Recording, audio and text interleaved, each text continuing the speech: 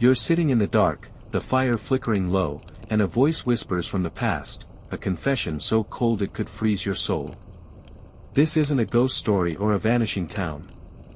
It's 1880, and a killer named Ezra Kane spoke words that should have ended his reign, but didn't.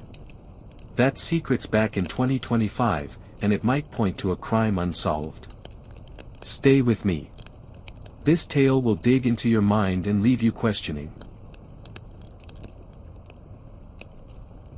It's summer 1880, in the dusty backcountry of Arizona, far from any town. Ezra Kane is a man of 38, lean and hard-eyed, a former cattle driver turned drifter. He's known locally as a loner, his hands rough from years of work, his past a shadow. No one suspects him, until July, when a ranch hand finds a shallow grave near a dry creek bed. Inside are 3 bodies, a young woman, a boy no older than 12, and an old man, all stabbed, their faces contorted in terror. The hand recognizes the woman, his sister, missing for months. Panic spreads, but there's no trail, no witnesses. The sheriff, a gruff man named Amos Reed, rides out, determined to catch the killer. Weeks pass with no leads. Then, one night, Ezra stumbles into Reed's camp, drunk and wild-eyed. He collapses by the fire, muttering, "I did it. The blood's on me."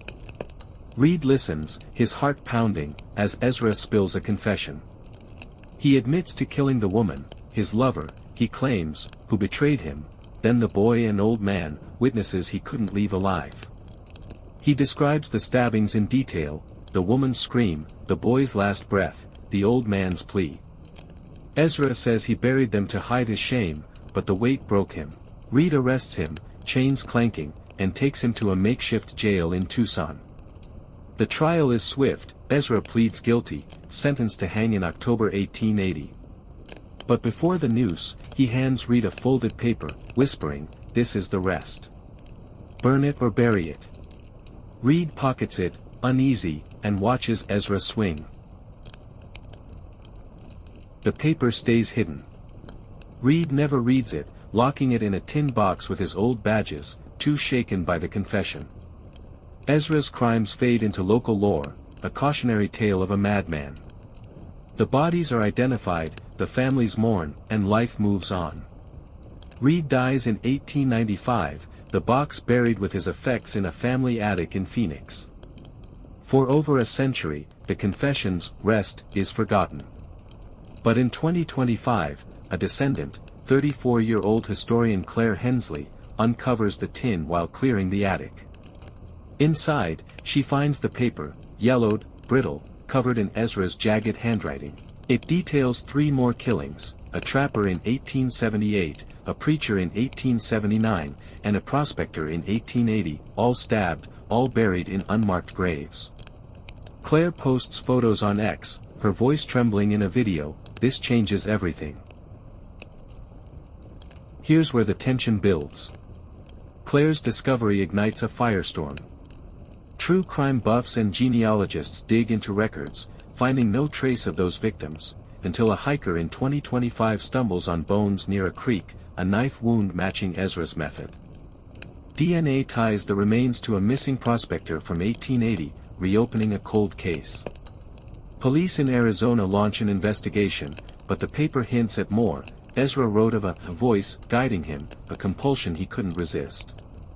Claire feels it too, a unease creeping in. She hears whispers at night, her sleep broken by dreams of a shadowed figure. Her last X post, dated May 10, 2025, shows the paper with a note, "He's still here."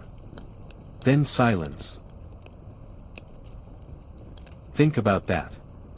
It's 2025, and you're scrolling, seeing Claire's post go viral. That voice Ezra mentioned, psychologists call it delusion, but the pattern holds. 5 killings, all precise, all hidden. The new bones suggest a 6th victim, unlisted, maybe never found. Online, #EzraKane trends, with users sharing photos of creek sites, some claiming to feel watched. A ranger reports a figure near the dig, gone before he could approach. The police close the case as historical, but Claire's disappearance, her car found abandoned, echoes Ezra's victims. Was it coincidence, or did that voice follow her? I don't know. If you're near Arizona's backcountry, listen close. You might hear it too. Comment if you felt it. Subscribe for more stories by the fire. This one's still whispering.